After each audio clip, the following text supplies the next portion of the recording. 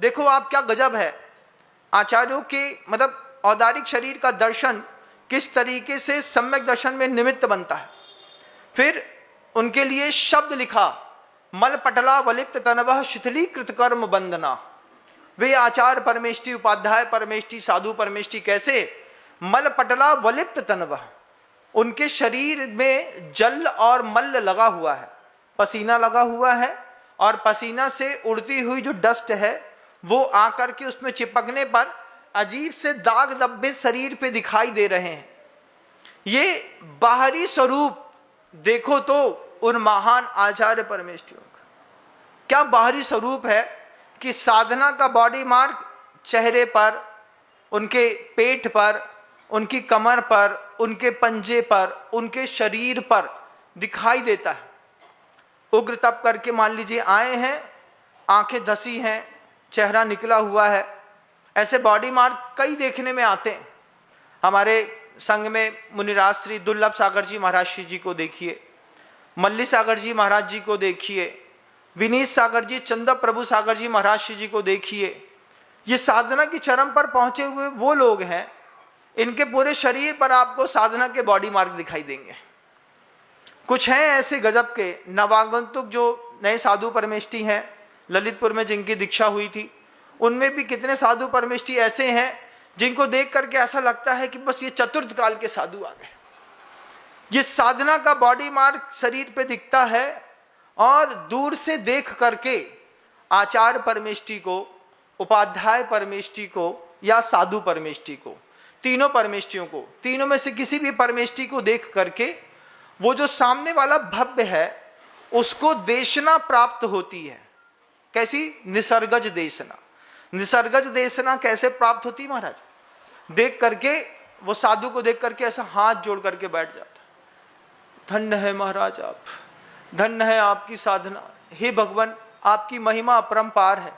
अभी कुछ बोला नहीं, संवाद नहीं हुआ, प्रवचन नहीं झरे, सिर्फ देखने मात्र से उसके मन के अंदर भाव पैदा हुआ। वाणी गदगदयन वपुः पुलकयन नेतद्वयम श्रावयन, ये शब्द लिखा, वाणी रुक जाती है। भगवान कुछ बोलो, आपको देखने के बाद बोलने की इच्छा नहीं है, आपको देखने के बाद वाणी गदगदयन वपुः पुलकयन, शरीर में जैसे ठंडी में, ठंडे दिनों में ठंडा पानी का एक हाथ लगा दो शरीर पे तो कैसे पूरे बाल खड़े हो जाते हैं ना, ऐसे आचार्य परमेष्टि, उपाध्याय परमेष्टि का पहला दर्शन करते साथ ही रोमांच निकल आता है। कैसा, कैसे देखो मेरे बाल खड़े हो गए, बाल खड़े हो गए, बाल खड़े हो गए, क्यों? आचार्य परमेष्टि सामने दिख रहे हैं। ऐसा रोमांच निकल आए, ऐसी वाणी रुक जाए, नेत्र से आंसू बहने लगे, नेतद्वयम श्रावयन, दोनों नेत्रों से आंख से आंसू बहने लगे, और उपदेश अभी सुना नहीं उसने, सिर्फ साधु परमेष्टि, आचार्य परमेष्टि, उपाध्याय परमेष्टि के दर्शन मात्र किए हैं, और निसर्गत सम्यक दर्शन को प्राप्त करके अंदर ही अंदर धन्य होता है। मैं तो धन्य हुआ आप जैसा गुरु पा करके, मैंने तो अपना जीवन धन्य कर लिया, ऐसी भावना करने वाला वह निसर्गत सम्यक दृष्टि जीव कहलाता है। उस शेर को मुनिराज ने क्या समझाया होगा? समझाया नहीं होगा। शेर ने मुनिराज को देखा और देख करके उस निसर्गत सम्यक्त को प्राप्त हुआ शेर आगे चल करके महावीर बन गया। ऐसा निसर्गत सम्यक दृष्टि, सम्यक दर्शन, वह निसर्गत सम्यक दर्शन कैसा कि मुनिराज से वह चीज आपको दिख रही हो, पाप पे इनको भरोसा है, पुण्य को समझते हैं, जीव समझते हैं, कर्म समझते हैं, आश्रव समझते हैं, बंध और संबर समझते हैं, निर्जरा समझते हैं, मोक्ष समझते हैं। ऐसी साधु परमेष्टि की औदारिक देह का नाम है देशना लब्धि। उनकी सिर्फ देह देखने का नाम, अभी सुनना तो बहुत दूर की बात हो गई, उसको देशना लब्धि कहते हैं कि साधु दिख गया, सम्यक दर्शन दिख गया, उसमें 7 6 द्रव्य 9 पदार्थ हमको दिख गए।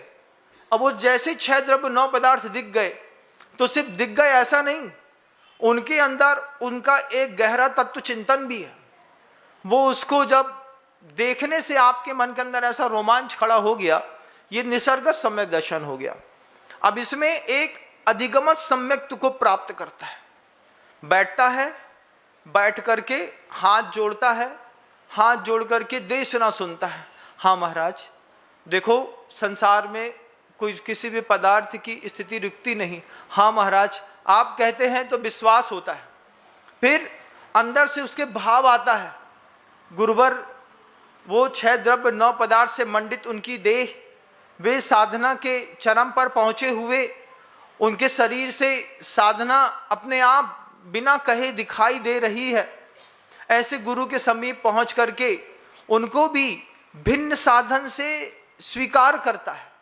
देशना लब्धि है, भिन्न साधन साध्य भाव उसमें भी लगाता है।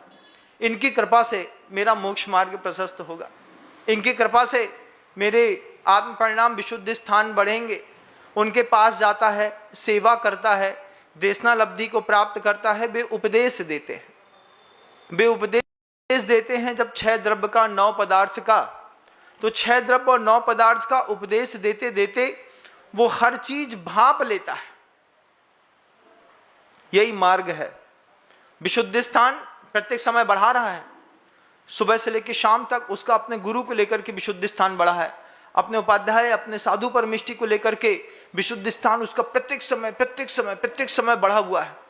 अब बढ़ने के साथ वो देशना लब्धि को सुनता है, उपदेशामृत का कर्णपुटों से पान करता है, उसको स्वीकार करता है, उसके ऊपर प्रयोग करता है और प्रयोग करके अपने जीवन को धन्य करके देशना लब्धि को प्राप्त करता है।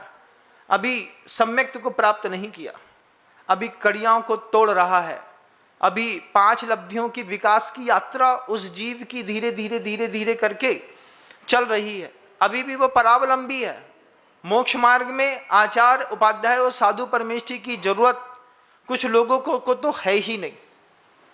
कुछ लोग ऐसा ही नहीं मानते कि पंचम काल में ये होते हैं, बोले चतुर्थ काल वाले चाहिए। चतुर्थ काल वाले नहीं मिलते।